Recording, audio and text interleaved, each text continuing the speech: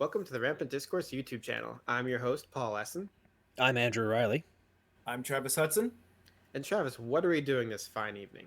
Yet again, we're drinking beer for the Brewer's Advent Calendar, which is getting harder to read now that we're getting through the, the label at the top there. That's kind of bad advertising on their side. You might call it a holy calendar. Ooh, well. So, and up today, wow, I almost can't do it on two hands anymore. We're up to day number 10. Zane. Oh, there we go. There we go. I poked at this, Andrew, not come around from the back. You know, typically I've been saying, when you do it in German or whatever language that is, I just followed up with Japanese. 10 in Japanese is Jew. And so, without any context, that might be a little bit of a weird thing for me to just yell out. So. Jew! I'm just going to leave it there. So this is a pretty funny can. I want to know the story behind this owl. Yeah, I was going to say, is that an owl? It is an owl. He looks like a Tootsie Roll owl almost, but he's missing the hat and glasses, I guess. Yeah, I don't know if I have an answer for you about the background on the owl, but we are drinking the Käuzle German Pilsner.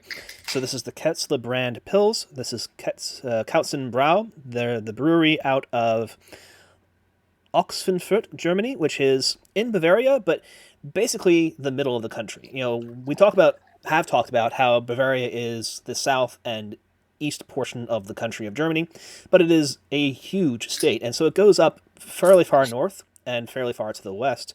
And this is just in the north and west portion of Bavaria. So if you think about the middle of Germany, it's just a little bit further south than that. This is a 4.8% alcohol by volume beer. The brewery has been in business since 1809, and apparently they have selected an owl as their logo because they have owls all over the place, on their website, on their beers. This particular stylized one is, I guess, their more modern mascot, but if you look at their older products, they have owls again. So they like owls. Maybe there are a lot of owls in Oxenfurt. I don't know. They call it the finest Bavarian beer, and I'm looking forward to it because Pilsners are probably the most popular form of beer being brewed right now. Most American beers call themselves Pilsners, but they're Pilsner waters. So this is a proper Pilsner. So if you like Budweiser, this one's one for you. Did you just say they're Pilsner waters? Yeah, I mean, it's watered down Pilsners. Instead of having 4.8% and flavor, you get 3.5 and no flavor. It's also interesting.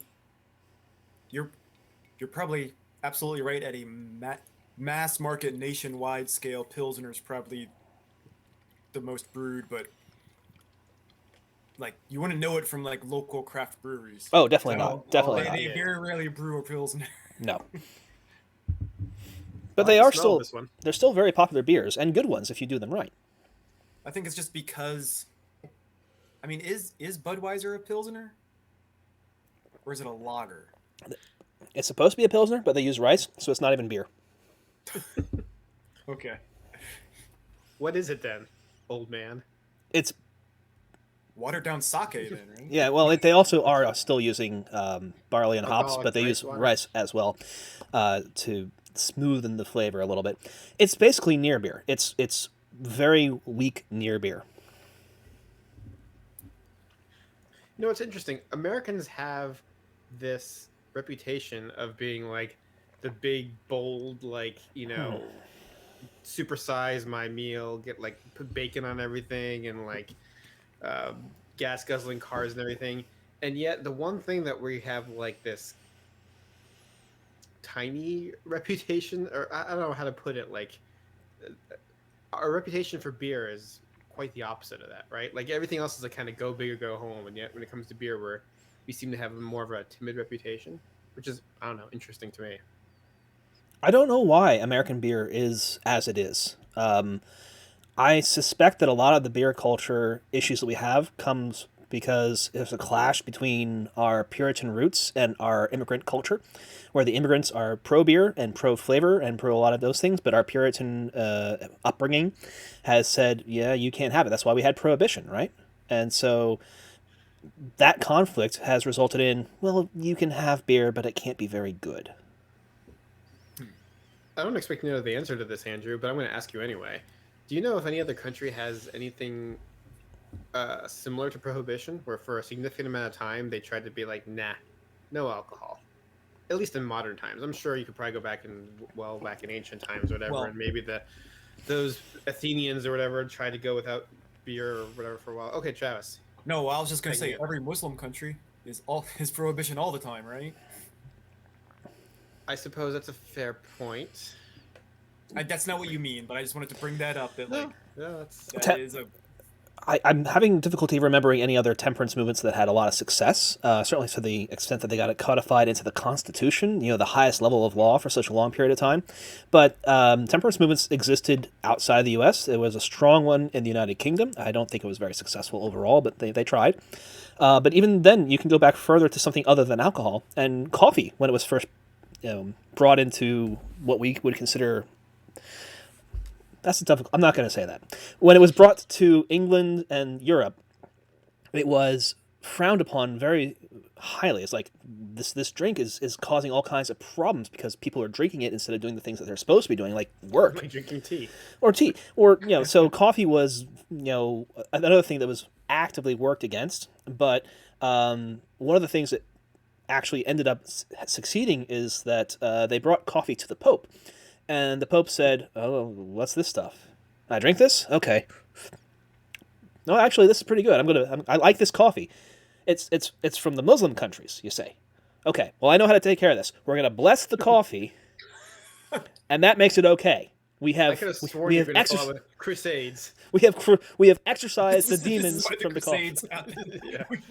The Muslim countries have This it. was eh? this I was know how to after solve the this. after the Crusades. So coffee came much later. So, okay, so actually, there, I need the little rainbow or whatever behind me. So I learned something that coffee The came more from you know. Well, the Muslim, so like Middle East or South of Asia kind of places. that's where the coffee brewing and growing traditions first came up. I mean, when you drink your Arabica beans, it's Arabica, Arab. Because nowadays, I mean, yeah, I guess you have that, but like the other standard is Colombian. So like Right. most of the time when I think of coffee, I'm just imagining, oh, this came from some poor guy in South America somewhere. And Why is it now, being poor? because everybody in Colombia is Awfully poor, racist of relatively. you. Coffee farmers tend not to make a whole lot of money. Yeah. We have people growing coffee for us all over the world and destroying habitats to make it happen, especially for the instant coffee. Do not drink your instant coffee. Pay a fair price, get the good stuff. It's worth it. Just like beer. Pay a fair price, get the good stuff.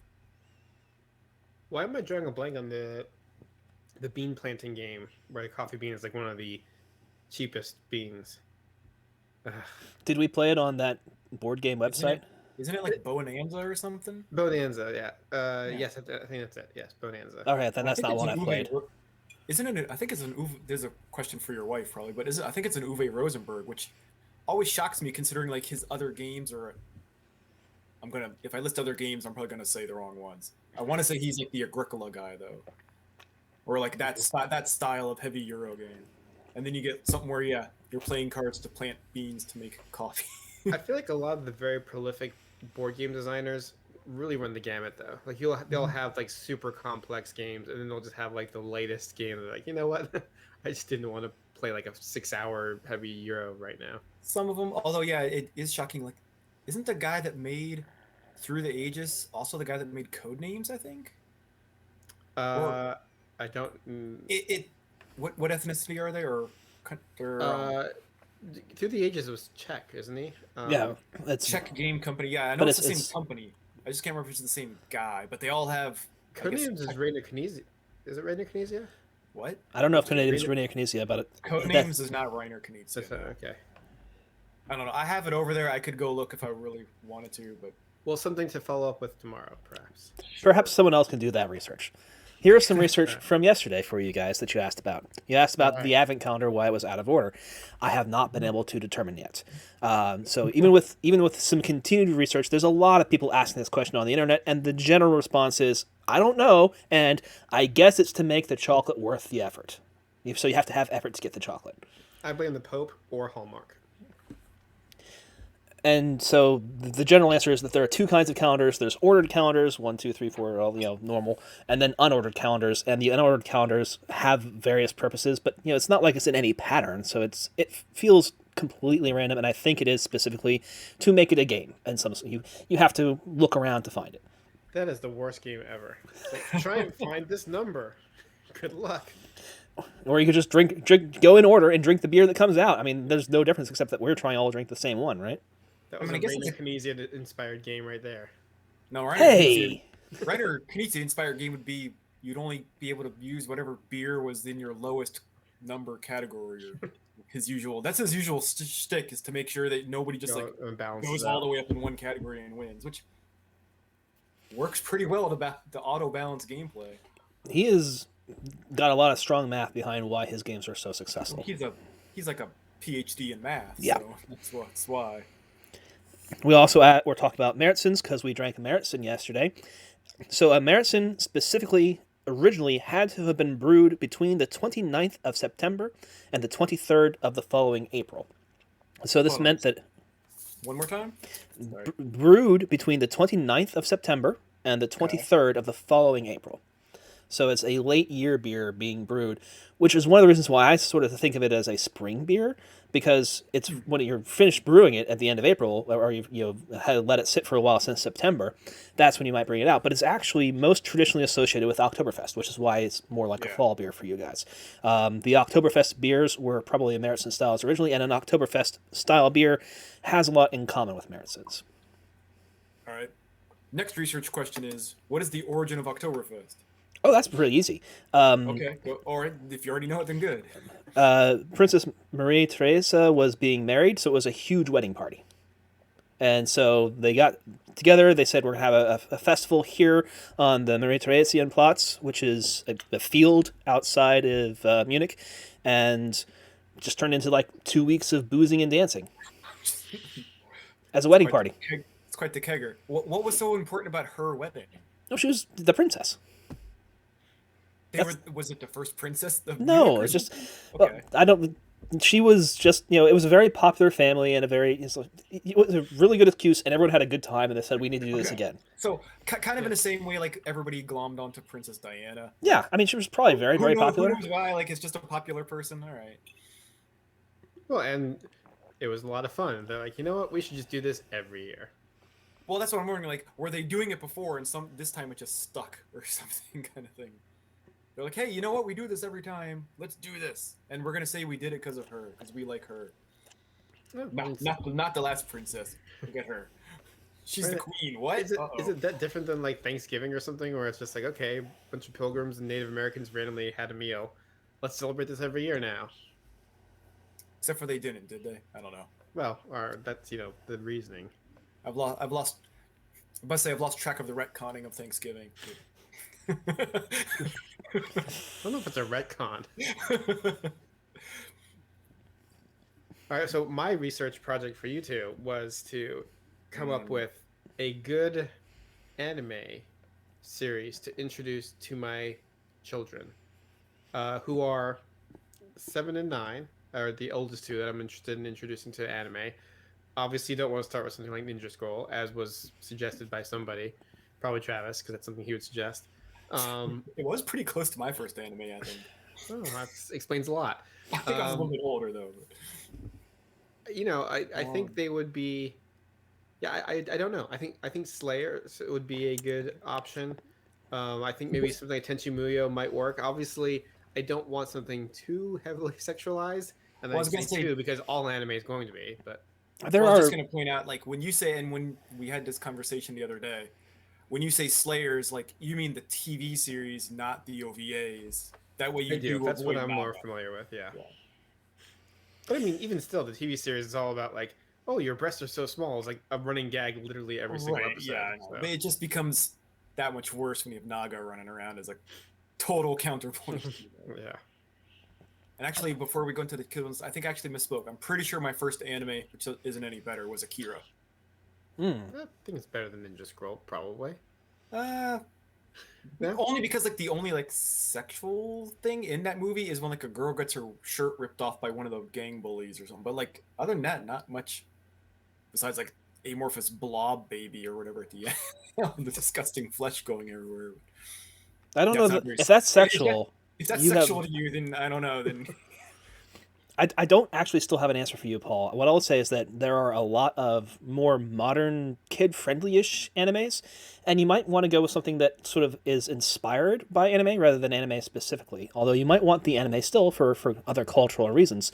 But there are a lot of TV, because anime was so popular with people of our generation who are now making a lot of the TV shows that kids are going to be watching these days.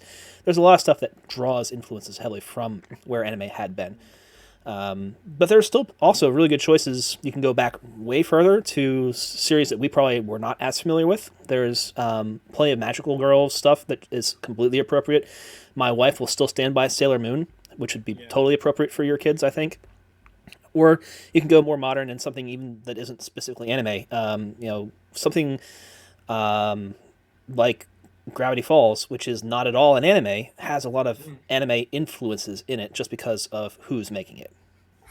My son and I watched the first episode, and we haven't, for some reason, we just haven't had time to go back to it. But Gravity Falls is the two kids that go off to camp, right? Well, it's not camp, but they're off at their great uncle's house during the summer for some reason. I don't remember why. But the first episode involves like forest gnomes barfing rainbows. And Yeah, we still laugh at that. it's completely insane, and it's a lot of fun. It's a good show. I guess I'll first I'll do the cop out answers like Andrew's doing of not really anime, but like anime influenced. Would be something like, because he said Sailor Moon, and what popped into my mind of like a modern analog to that is I think there might be a newer incarnations, but the most popular My Little Pony series that had come out. Friendship is Magic? I think the subtitle's Friendship is Magic. Yeah, it has. I'm pretty sure it has Tara Strong. I mean, it has like a great voice cast. Okay. Well, if it's one where they're actual ponies and not high school. That's humans. Equestria Girls. Okay. My girls have already watched almost all the seasons of. Right. I figured they already had Equestria Girls, the first movie. That soundtrack is awesome, by the way. There's also another Netflix series which is basically like modern Sailor Moon, but I can't remember the name of it. I know exactly what you're talking about, but I don't know the name of it either. But also, one more thing. Another anime influenced show that I'm guessing either, if you haven't seen it, Paul, I'm guessing you would like it though. It would be something like Samurai Jack. I haven't seen it. Okay. I mean, that kind of depends on how patient your kids are, because since its most notable trait is there's whole episodes with no dialogue. So if they're kind of antsy, if no one's talking, then it's probably not a show to try out. I think they're patient enough, but I will say one thing that maybe narrows down how appropriate this would be for other people.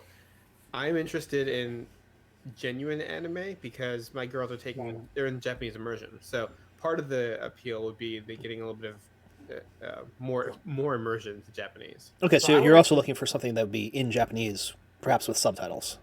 Yeah, their reading is good enough that I think they could handle subtitles. And if they really complained enough, I wouldn't mind maybe turning it on dubbing. I'm not as fervent I know a lot of people are really against dubbing when it comes to anime, but I think there's oftentimes some good dubs now. I was gonna say, like, a lot of that came from like the 80s and 90s when the dubbing was pretty terrible. Nowadays, Frieza.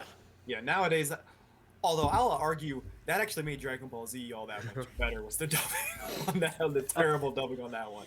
But, better. I would second Sailor Moon, although I never actually personally watched it.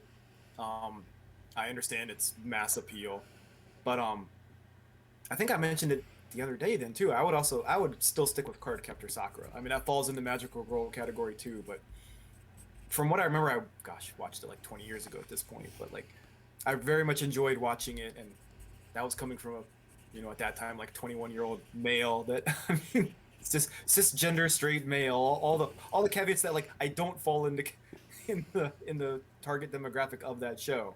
But I enjoyed it, and not for any sort of pervy reasons or something. Somebody might. Hey, a lot of anime falls under that category too, right? So.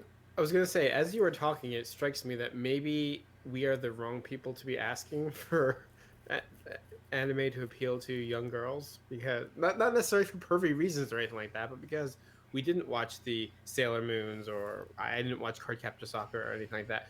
I watched Dragon Ball Z and stuff like that, which is not necessarily stereotypically, a more female focused show. So, although it is interesting, I'm not drinking my beer nearly fast enough. That's not what's, assumed you were that's not what's done. interesting. What's interesting is also your second show after. So Slayers is to me would be a good choice. It's strong, as much as like the whole jokes about her physicality. Lena herself is a pretty strong female character. Yeah, I mean, you could. There's a lot of strong female characters in that show. So what's interesting is then the next show you mentioned was Tenshi Muyo, which technically falls in like the whole like harem genre of like all these girls falling over themselves for the guys. But the girls in that case are like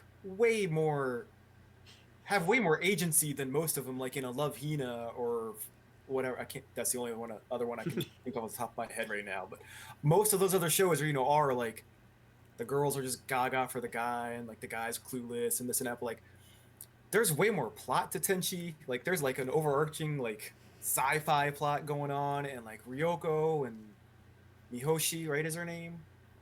I think that's right. The Yeah, blonde one and everything. Yeah. that's part of the reason why I picked Tenshi Muyo. Like, I'm looking for anime that have like badass girls, right? And Lena Inverse was top of the list for me, and Tenshi Muyo, I remember them having a plethora Ryoko. of them. Yeah, Ryoko is pretty good, and you get Cabots.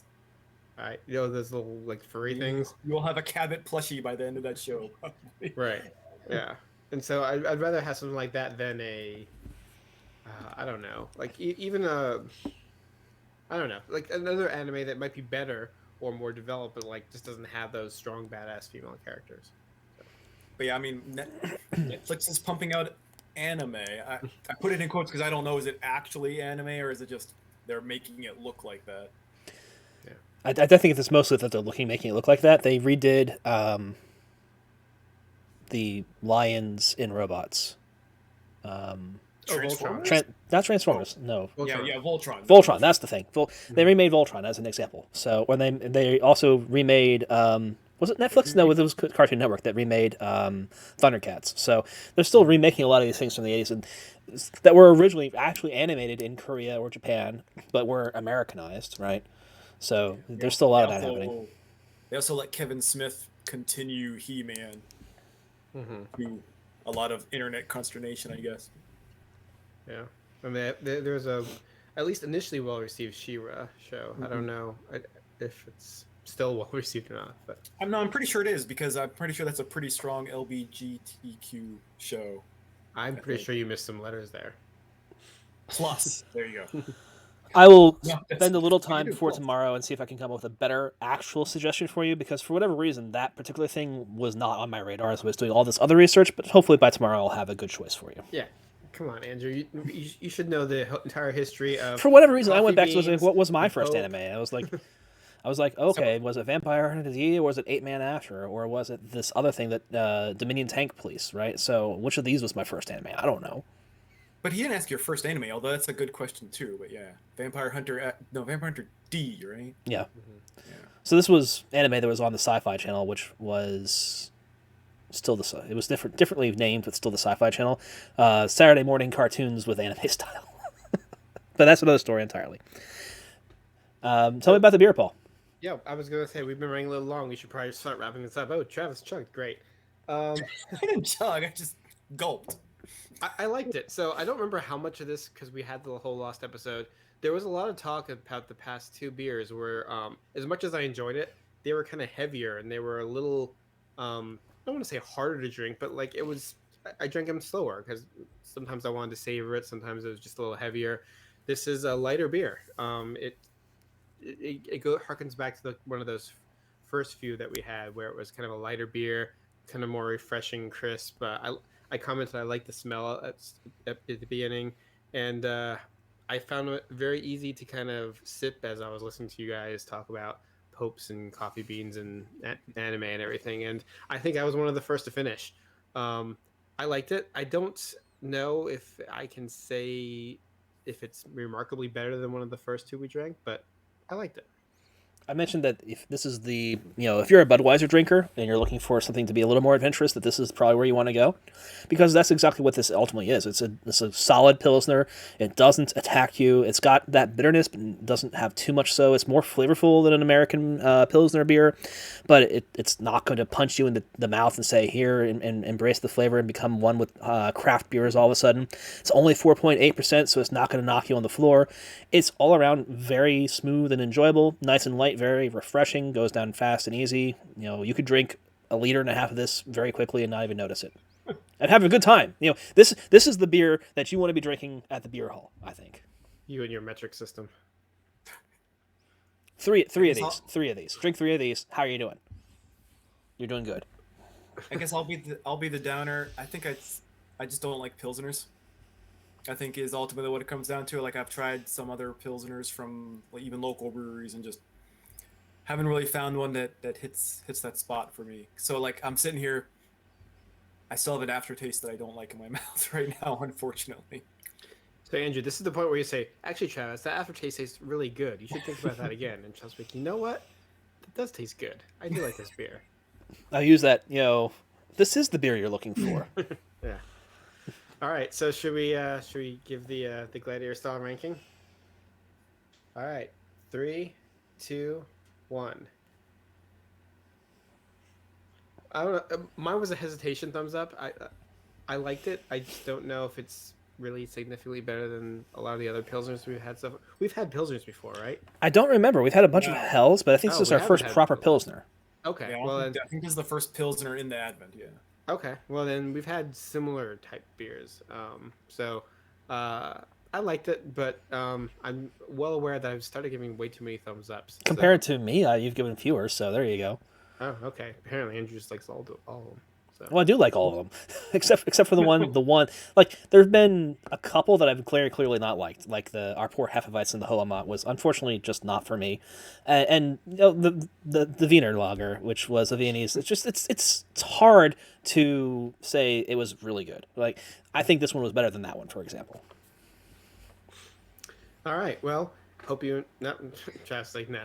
We're just all wrong. It's okay. I would drink that Vienna lager all day especially over this. It's interesting you say that because I would definitely prefer the Marzen or the Vienna lager over this one any day. But this has its place too. I think on a warm summer day or something like that where I want something a little bit more refreshing, a little less heavy, I think I might actually prefer something like this. But to each their own. So thanks for joining us. Hopefully you'll come back tomorrow. Can't stop the discourse.